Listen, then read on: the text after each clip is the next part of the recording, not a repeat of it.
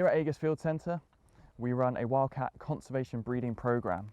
This is because the wildcat in Scotland is now considered functionally extinct. Fortunately, we've got 2 new kittens born at Aigas this year and we're really excited about it. Okay, so I've just seen both the kittens, they're both out right now. So if we're quiet and slow and just approach carefully, then we might get a good view of them. So there's 2 kittens and they're in with their mother Glynis. So we'll go and see if she'll allow us in there as well, because she can be quite protective. Yeah.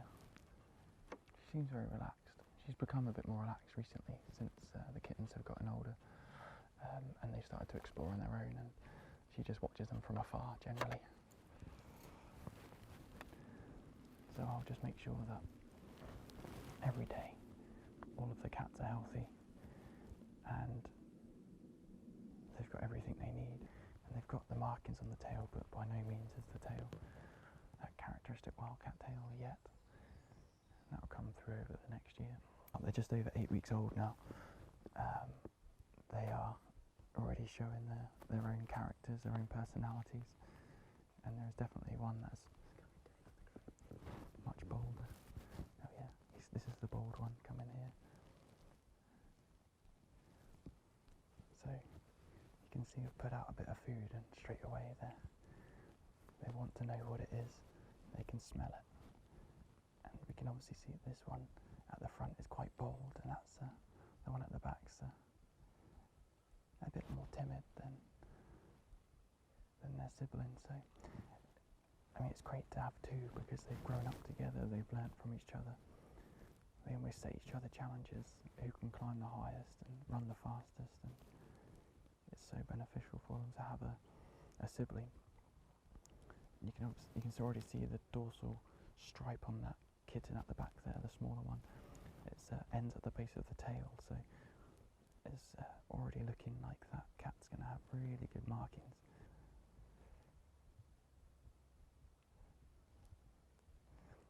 And they may have found something.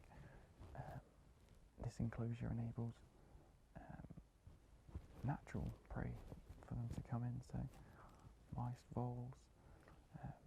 I've even found the remains of frogs, shrews, which they catch but they don't like the taste of, and birds as well, especially just after we've had loads of birds fledge this last month.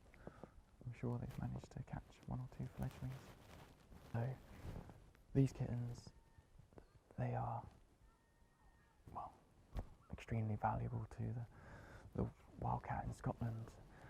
There's thought to be potentially only 30 now left in the wild, which unfortunately means that they are functionally extinct.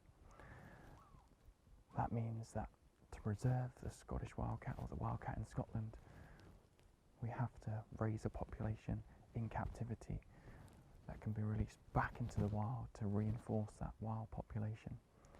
So these 2 are little beacons of hope, really, that what we're doing here is working.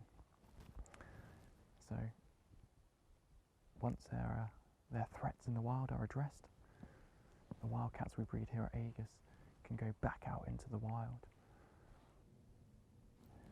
The thing is, we love having them here, and because they're obviously born here, you get attached, but you obviously have to separate yourself from getting too attached, because they are part of a larger breeding programme across the UK, and if the stud bookkeeper decides they need to be paired up with a cat in another part of the country further down the line, then we'll have to say goodbye to them, and they'll move to a different collection.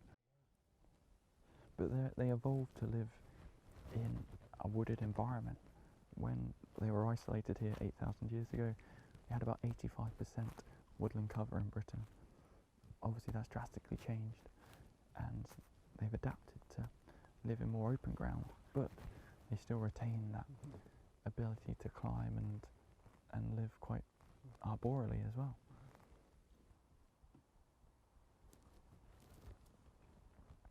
The Scottish wildcat, the Highland tiger, it's now considered functionally extinct. We concentrate so much on international conservation habitats and species abroad, but we've got this charismatic, fierce predator on our doorstep, one of our last predators that really needs saving. Hopefully through the work we do here at Aigas and from anybody's support, if they want to get involved, we can bring the species back from the brink and see it in our woodlands again in the future.